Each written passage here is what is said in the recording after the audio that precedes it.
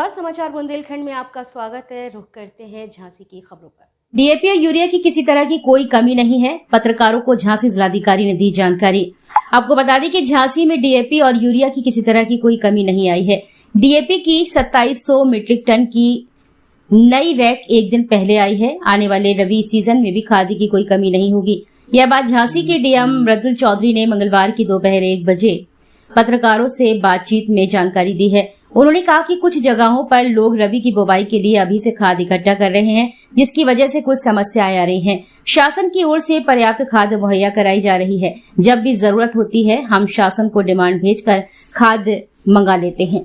देखिए, इसमें कल मैं खुद स्वयं पीसीएफ के गोडाउन पे गया था और लगातार मेरे सारे एसडीएम्स और हमारी टीम सभी जो हमारे केंद्र हैं उन पर लगी हुई है।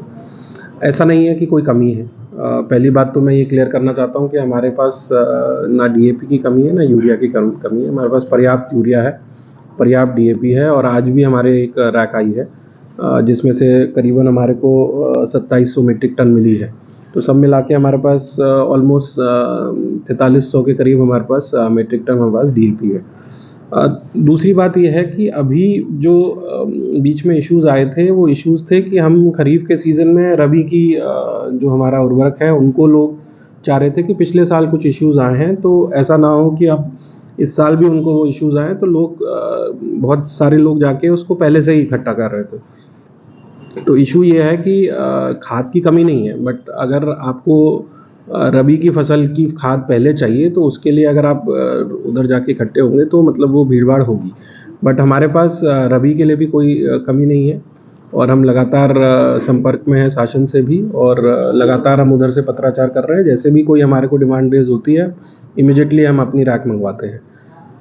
दूसरी बात यह है कि हमारे पास नैनो डीएपी और नैनो उर्वरक भी बहुत है हमारे पास और हमारा आप लोगों के माध्यम से हम सभी किसानों को भी ये बताना चाहते हैं कि उसका भी आप प्रयोग साथ में करें। उसकी कोई कमी नहीं है उसमें और उसके रिजल्ट्स भी बहुत अच्छे आते हैं।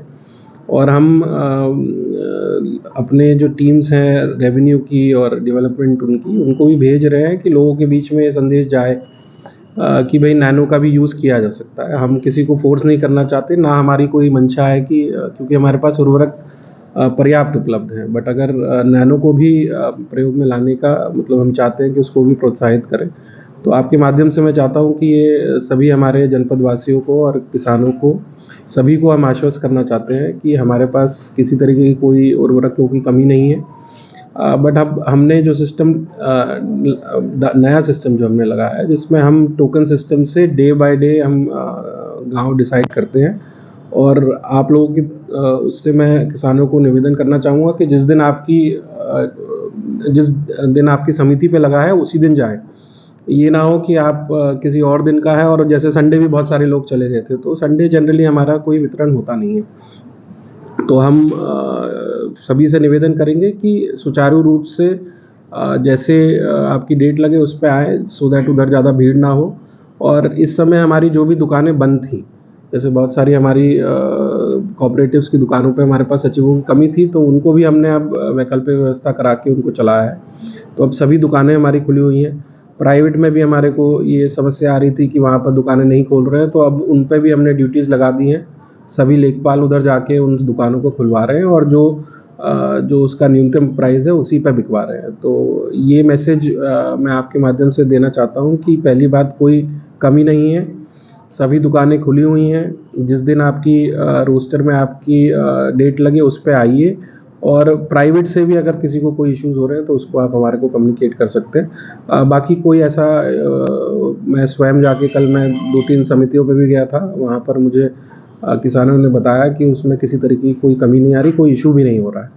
तो जो बहुत सारे इश्यूज़ मुझे लगता है कि यहाँ पर अननेसेसरी उठाए जा रहे हैं, एक्चुअली वास्तविकता में इतने मेजर कोई ऐसे इश्यूज़ नहीं है। और जैसे हमारा रबी का सीज़न आएगा, जैसे जैसे बुआई होगी हमारे को ये सब ईज़ आउट हो जाएगा।